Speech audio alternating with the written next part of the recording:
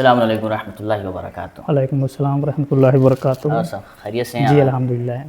آپ اپنا تعارف کریں۔ جی میں اورنگ آباد ضلع لکھیم پور کیری کا رہنے والا ہوں۔ میرا نام سید دانش علی، والد کا نام سید ساجد حسین ہے، اور میں یہاں مدرس کے فرائض انجام دے رہا ہوں، اور ماشاءاللہ سے بچے علم میں زیادہ سے زیادہ میں محنت کر رہا ہوں تاکہ بچوں کو آگے بڑھنے میں ان کی مدد کر سکوں اور زیادہ سے زیادہ علم حاصل کرنے میں ان کی مدد کروں۔ سب سے پہلے یہاں پہ سوال ہوتا ہے کہ آپ مدرس ہیں، ماشاءاللہ صلی اللہ آپ کو توفیق دیں۔ تو یہاں پہ میرا ایک سوال ہے کہ جو ہے مدرس کے ساتھ ساتھ آپ کب پیش امامی کی طرف بڑھیں گے؟ کیونکہ اس کے ساتھ ساتھ یہ بھی ضروری ہے کیونکہ آپ مدرس سے آگے بھی بڑھیں گے تو لوگوں سے جڑ پائیں گے، کچھ بات کہنے ہوگی دین کی باتیں تو آپ دین کی باتیں بھی کہہ سکیں گے، امر بالمعروف نہی عن المنکر، روزے کے بارے میں، ہر چیز کے بارے میں سکھا سکیں گے۔ اگر آپ صرف مدرس کے حیثیت سے رہیں گے تو آپ کو کوئی پوچھنے والا نہیں ہے، تو ہمیں کیا کرنا ہے؟ اب آپ کوشش کرنا ہے کہ آگے بڑھنا ہے۔ جی انشاءاللہ میں گیا تھا، پچھلے سال گیا تھا تنظیم المکاتب میں، جو مدرس کا کیمپ جو چلا تھا اس میں گیا تھا میں، لیکن کچھ حالات حاضرہ کی وجہ سے میری والدہ کی طبیعت ناساز ہو گئی، تو اس وجہ سے مجھے واپس آنا پڑا۔ انشاءاللہ آئندہ سال میں جاؤں گا پھر اور محنت کروں گا اس کے اوپر۔ کتنے بجے سے کتنے بجے تک پڑھاتے ہیں آپ؟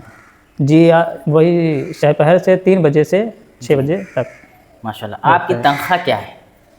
تنخواہ 930 روپے مہینے مجھے تنظیم المکاتب کی طرف سے امداد ہوتی ہے، باقی یہاں منتظم صاحب کی طرف سے 750 روپے ہوتا ہے، ٹوٹل ملا کے وہی ہو جاتا ہے 2250 روپے۔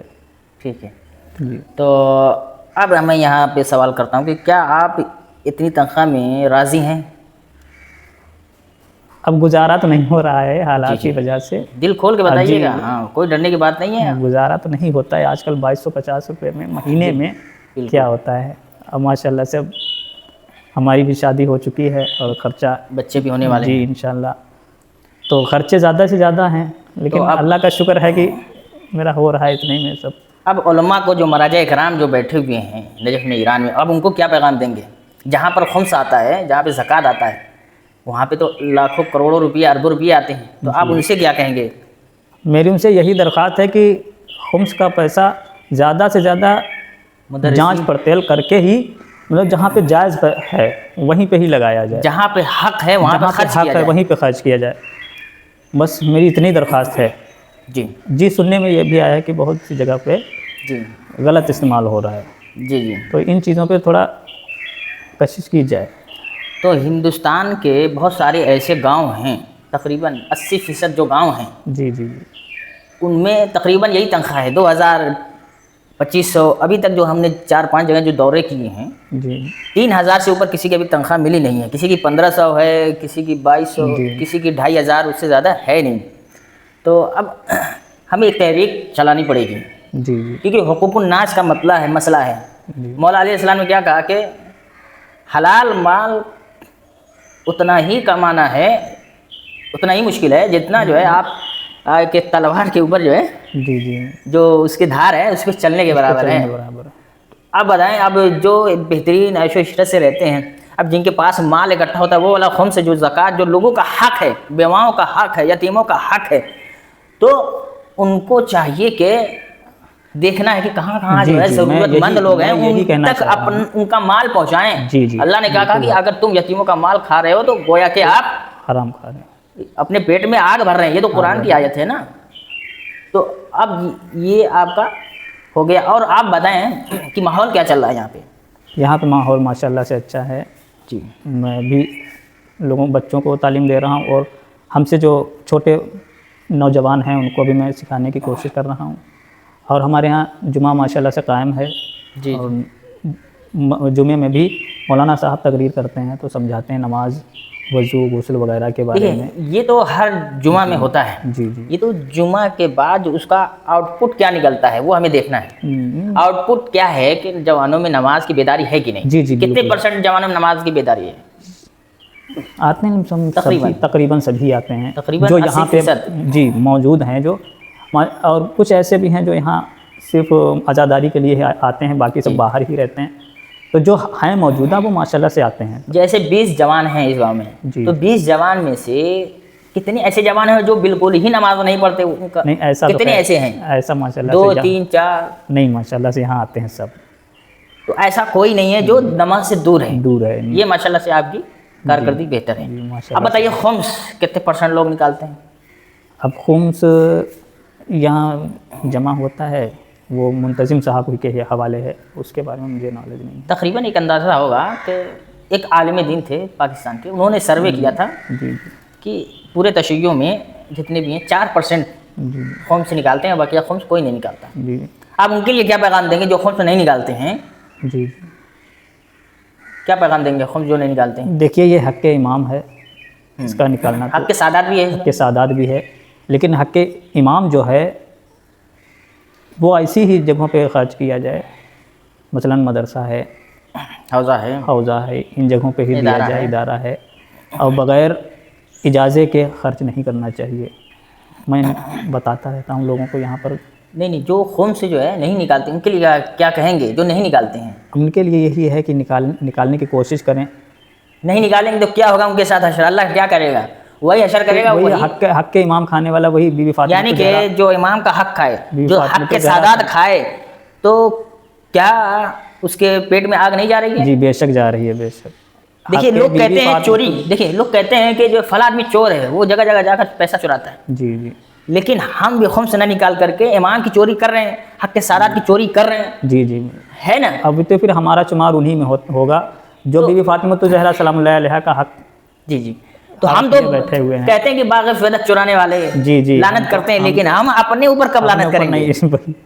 غور کیا اس پہ غور کرنا چاہیے لوگوں باغ فیدق سے سیکھنے کی بات ہے نا. انہوں نے جو چوری کی ہے وہی تو چوری ہمیں بھی نہیں کرنی ہے. چوری کی قسمیں الگ الگ ہیں. میں نے آپ کا پین چرا لیا, یہ چوری کی قسم الگ ہے. جی نہیں بالکل چوری ہے یہ.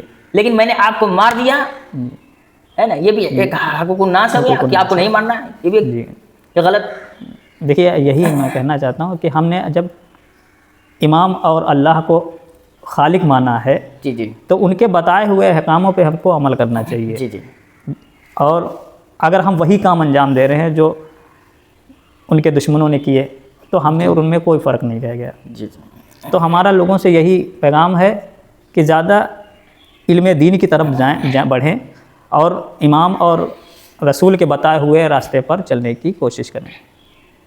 تو ماشاءاللہ یہاں پہ نماز پڑھتے ہیں؟ جی ماشاءاللہ سے نماز قائم ہے یہاں. لیکن میں نے کل ایک طالب علم سے ایسے ہی پوچھا کہ صبح کی نماز آپ پڑھتے ہیں؟ تو انہوں نے کہا نہیں. تو میں نے کہا کہ سچ سچ بتائیے کہ آپ کے گھر میں صبح کی نماز ہوتی ہے کہ نہیں؟ تو وہ تو خاموش رہا, لیکن میں نے اس سے زبردستی بلوایا. جی. کہا کہ سچ سچ بتانا. تب بچے تو معصوم ہوتے ہیں, وہ سچ ہی بولتے ہیں, جھوٹ نہیں بولتے. انہوں نے کہا کہ نہیں, صبح میں جو ہے کوئی نہیں پڑھ پاتا, سوتے رہتے ہیں. تو میں نے کہا کہ نماز میں اللہ نے سب سے زیادہ کس چیز کو مشکل کہا اور سب سے بڑا امتحان کون سی نماز کا ہے؟ میں نے بولا نماز فجر. اور اگر ہم نماز فجر میں ناکام ہو گئے تو سب میں ناکام ہو گئے, کیونکہ اصل جو امتحان ہے نماز فجر کا ہے.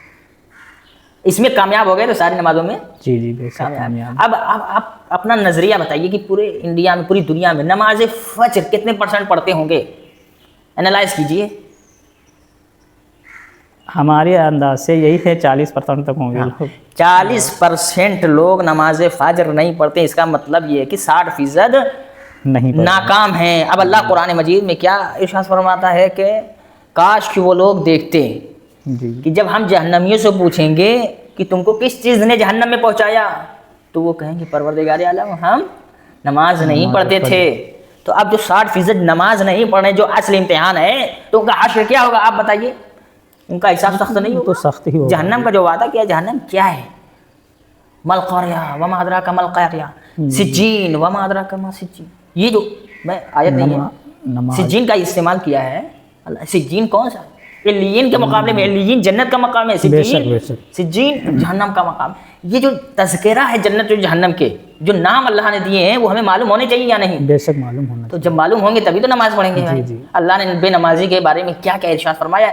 دیکھیں قرآن میں ساری ہدایتیں ہیں، اصل میں ہے، ساری ہدایتیں ہیں، لیکن قرآن ہم جب تک سمجھیں گے سمجھیں گے نہیں نہیں بالکل۔ تب تک کیسے معلوم ہوگا اللہ نے ہمارے بارے میں کیا فرمایا ہے؟ غور کیا آپ نے؟ جی جی تو یہ ایک پیغام دیجیے کہ قرآن پڑھتے پڑھتے آپ سمجھیں، افلا یتدبرون افلا یتفقہون۔ فقہون کا مطلب یہ کہ گہرائی فقہ سے بنا ہے بھائی، فکر سے فقہ یہ فقی ہے نا، جو گہرائی میں جاتے ہیں تبھی تو فقی بنتے ہیں، 60 سال تک ڈوبنا پڑتا ہے علم میں۔ تو یتفقہون جو ہے اللہ کہہ رہا گہرائی میں جائیے۔ کتنی جوان ہیں، کتنے ایسے مومنین مومنات ہیں جو قرآن کو سمجھنے کی بات دور ہے لیکن گہرائی میں کتنے جاتے ہیں؟ اب یہ بتائیے کتنی گہرائی میں جاتے ہوں گے؟ نہیں، قرآن کا بھی تو یہی حال ہے کہ گھر میں قرآن تو موجود ہے ورنہ لیکن پڑھنے والا نہیں ہے اس کو کبھی۔ اور جو پڑھتے بھی ہیں وہ سمجھتے نہیں ہیں، جو پڑھتے بھی ہیں تو اس کو سمجھتے نہیں، وہ سمجھتے ہیں کہ صرف پڑھنا ہی فرض ہے، فرض سمجھ کے پڑھتے لیکن ہیں۔ سمجھنا ہمارے لیے ضروری نہیں ہے، لیکن پڑھنا ضروری نہیں ہے لیکن پڑھنا سمجھنا ضروری ہے، ضروری بے ہے۔ شک۔ ہم الٹا کرتے ہیں، بھلے کیا کرتے ہیں؟ میں لوگوں سے یہی پیغام ہم ہے، الٹا ایک ہی اگر آپ ایک صفحہ پڑھیں مگر سمجھ کے پڑھیں، جی جی ایک آیت پڑھیں لیکن اس کا مفہوم سمجھیں کہ ہم سے خدا کیا کہہ رہا ہے۔ ہاں جی جی آئیے ہم ایک چیز دکھاتے ہیں آپ کو، آئیے۔ تو یہ جو ہے یہ کیا ہے؟ یہ اس کے بارے میں بتائیے، یہ محل ہے کیا ہے؟ یہ نواب صاحب کی گڑھی جی ہے، جی یہ جی اور بتائیں، ہاں قدیمی ماشاء ہے، اللہ قدیمی ہے، اور کیا ہے؟ جی جی تو یہاں نواب صاحب رہتے ہیں، جی جی ان کا پریوار رہتا ہے، بالکل، اور تمام دینی کاموں میں نواب صاحب آگے ہی رہتے ہیں ماشاء اللہ، ماشاء اللہ۔ سے ہر یہ تو بہت اچھی مسئلے بات میں، ہے۔ اور قوم کو لے کے چل رہے ہیں، مدرسہ انہی کی وجہ جی سے جی قائم ہے آج، ہاں نماز بھی قائم ہے انہی کی وجہ سے۔ بالکل بالکل، اور ماشاء اللہ سے جو ہے اس کی چابی نہیں لائے آپ؟ چابی نہیں لایا، چابی گھر پہ ہے۔ تو ایک منٹ لے لیجیے تھوڑا سا بس، ہم یہیں پہ دیکھیے۔ یہ آپ کا کیا ہے؟ یہ یہاں پہ کیا کرتے ہیں آپ؟ یہ مدرسہ ہے نازمیہ، ناظمیہ جی، اور جی یہاں پہ بچے تعلیم حاصل کرتے ہیں، میں پڑھاتا ہوں یہاں پہ۔ ماشاء اللہ، آپ دکھائیے کہاں پڑھاتے ہیں؟ جی جی گرمی ہوتی تو یہاں پہ پڑھاتے ہیں؟ جی گرمی ہوتی یہاں پہ اور زیادہ گرمی ہوتی تو آپ یہاں زیادہ گرمی ہوتی ہے تو زیادہ گرمی تو یہاں پہ پڑھاتے ہیں، اور پھر ٹھنڈک زیادہ ہوتی ہے تو یہاں زیادہ ٹھنڈک ہوتی ہے یا بارش آری زیادہ ہوتی ہے تو اندر۔ سب سے پہلے یہاں پہ کچی زمین ہے، تو یہ مدرسہ ہے نا؟ جی مدرسہ بہت تو پرانا اب ہے، آج کے ٹائم پہ کتنے ایسے گھر ہوں گے جن کی زمین کچی ہوگی؟ بہت کم، بہت کم، 10%۔ لیکن اللہ کا مدرسہ، اللہ کا دین اسلام کے لیے جہاں پہ قرآن پڑھایا جاتا ہے، کیا ہے؟ جہاں پہ قرآن پڑھایا جاتا ہے، جہاں پہ اسلام کو پڑھا جاتا ہے، پڑھایا جاتا ہے، سیکھا جاتا ہے، وہ سب سے پہلے یہاں پہ کچی زمین ہے۔ اور اس کے بعد یہ حالات ہیں جہاں پہ اسلام کو پروان چڑھانا ہے، دین کو پروان چڑھانا ہے، یہ اس کی حالت ہے۔ اور آپ دیکھ سکتے ہیں، تو سب سے پہلے اس میں کمی کیا ہے؟ سب سے پہلے کمی یہ ہے کہ ایک پنکھا ہے، سب سے پہلے کمی یہ ہے کہ 30 بچے پڑھتے ہیں نا، جی جی 30 بچے پڑھتے ہیں تو ایک پنکھا ہے، اور کتنے بلب ہیں؟ ایک بلب ہے۔ ایک بلب ہے، کہاں بلب ہے وہ بھی اس ٹائم ہٹا دیا گیا، اس ٹائم ابھی بلب نہیں ہے، یعنی کہ بلب خراب ہے، اور پنکھا بھی بگڑا ہوا ہے۔ جی پنکھا بگڑا ہوا ہے، چل نہیں رہا ہے، اور اس حالت میں بھی ابھی مدرسہ چل رہا ہے۔ اور اگر ہمارے گھر میں اگر پنکھا بگڑا ہوتا، بلب بگڑا ہوتا تو فوراً لگ جاتا، لیکن یہ اللہ کی جگہ ہے، اس کو ہمیں کیسے سنوارنا ہے یہ ہماری ذمہ داری ہے، آپ کی ذمہ داری، ان کی ذمہ داری نہیں ہے، ہم سب مل کر کی ذمہ داری ہے، یا جو منتظم ہیں ان کی صرف ذمہ داری نہیں ہے بلکہ ہم سب کی ذمہ داری ہے کہ سب ایک ہو کر کے، ہم اکیلے ہو کر کے ہم اپنا گھر سنوار لیتے ہیں، لیکن ہم سب مل کر کے ہو کے لیکن اللہ کا گھر، اللہ کی جگہ، اسلام کی جگہ، اسلام کا مدرسہ سنوار نہیں پاتے۔ یہ کتنی افسوس کا مقام ہے جی، روز محشر میں یہ ہے نا؟ سوال ہوگا۔ یہاں پہ کون بچے پڑھنے آتے ہیں؟ ہماری قوم کے تو بچے پڑھنے آتے ہیں، اس کے باوجود بھی یہ حالت ہے، ہم اپنے ہی بچوں کو بھیجتے ہیں، اس کے باوجود بھی یہ حالت ہے۔ بہت سارے میں نے جائزہ لیا ہے کہ ہمارے گھر میں سب کے پاس انورٹر ہے، جی جی لیکن مدرسے میں انورٹر بہت کم ہے، نہ کے برابر ہے۔ نہ کے برابر۔ تو آپ بتائیے 6 گھنٹہ پڑھائی ہوتی ہے مدرسے میں، جی جی تو گرمی ہوتی ہے تو کیا حالت ہوتی ہے؟ گرمی میں ایسے پڑھاتے ہیں تو بچوں کو ایسے پسینہ ہوتا ہے نا، جی بالکل تکلیف ہوتی ہے، تکلیف جو وہ تکلیف ہوتی ہے، جو درد ہوتا ہے، اس کا حساب کون دے گا؟ یہ غریب بچے ہیں نا، جی جی غریبی بچے تو دین کو پڑھتے ہیں، جی جی پیسے والے تو جو ہے وہ مولانا کو بلا لیا گھر میں ٹیوشن پڑھانے کے لیے، 2000 3000 دے دیا، وہ سمجھتے کہ ہمارا بچہ دین پڑھ لیا ہے۔ تو یہ نہیں ہونا چاہیے، آپ کے پاس پیسہ ہے تو آپ کسی عالم کو بلا کر گھر میں پڑھوا لیں، پیسے کے بل بوتے پہ دین نہیں پڑھا جاتا ہے، بالکل۔ محنت مشقت دین حاصل ہوتا ہے. ایسے تھوڑی نا یہ ہے کہ آسانی سے سب کچھ ہو جائے. جی تو آپ کیا پیغام دیں گے لوگوں کو؟ میرا پیغام یہی ہے لوگوں سے کہ جہاں جہاں بھی کمزور ہیں طبقے کے لوگ ہیں ان کی مدد کریں, توجہ دی جائے. توجہ دی جائے ان کی طرف. اور روز محشر روز محشر سخت حساب ہوگا. بی فاطمہ زہرا سلام اللہ علیہا بھی سوال کریں گی, تو ہم ان کو کیا جواب دیں گے؟ اللہ نے کہا کہ ہم نے جس کو بہت سارا مال دیا ہے بے شک اور حاضر رہنے والے بچے دیے ہیں ان کو ہم سے سمجھ لینے دو. یہ ہم ہیں ان کے الگ سے حساب فیوچر ہیں, یہ بچے ہمارا فیوچر ہیں آگے چل کے. دین سنبھالیں گے پتہ نہیں بھائی بچہ کون سا کامیاب ہو کے ماشاءاللہ کیا بنے کیا بننے والا ہے, اور یہی کیا بننے, یہی کیا قوم کے لیے کیا کریں. کہیں بگڑ گیا تو جی بالکل, اچھی تعلیم حاصل نہیں کیا تو قرآن غلط پڑھنا شروع کر دیا, قرآن سمجھا نہیں. دیکھیے ایک بچہ کامیاب ہوگا تو ماشاءاللہ سے وہ 10 کو اور سنوارے گا جا کے. بالکل. اور اگر ایک خراب ہوا تو وہ تمام قوم کے بچوں کو اور جوانوں کو بربادی کی طرف لے جائے گا. جی.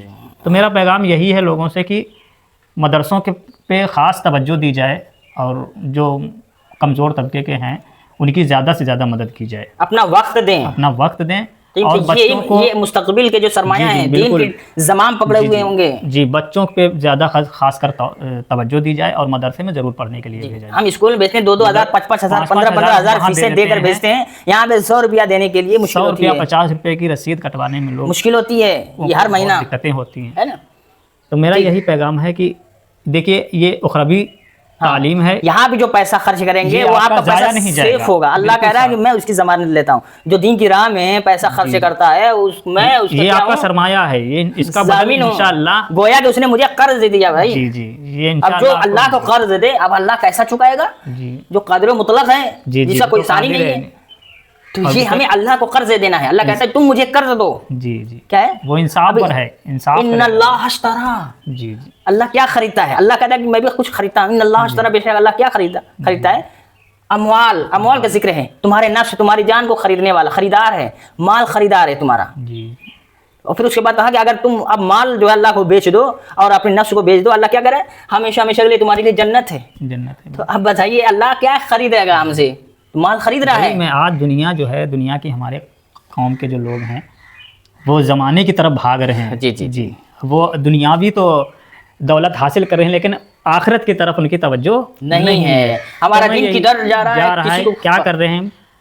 تو نئی باتیں آج پیش کی جا رہی ہیں, تو ان پہ بھی میرا یہی اصلی دین کیا ہے اور نقلی دین کیا ہے. اصلی دین پر توجہ ہونی چاہیے, اور نقلی دین کا مطلب جو الگ سے آ چکی ہیں, جو اہل بیت نے کبھی انجام ہی نہیں دیا, جو رسول اللہ نے کبھی انجام ہی نہیں دیا, ہم اس چیز پہ بہت زیادہ فوکس کرتے ہیں, اس پہ توجہ ہونی چاہیے. اصل میں جو اصلی دین اور نقلی دین, جو امام کا مقصد تھا آج ہم اسی کو بھولے بیٹھے ہوئے ہیں. بس اور ہم دنیا کی نمائش کے لیے بہت سے کام انجام دے رہے ہیں. ریاکاری دکھاوا, اس پہ توجہ ہونی چاہیے. آپ کی طرف سے یہ پیغام ہونے کے لیے بہت بہت شکر گزار ہوں, آپ کا جو وقت دیا انشاءاللہ. ٹھیک ہے, السلام علیکم.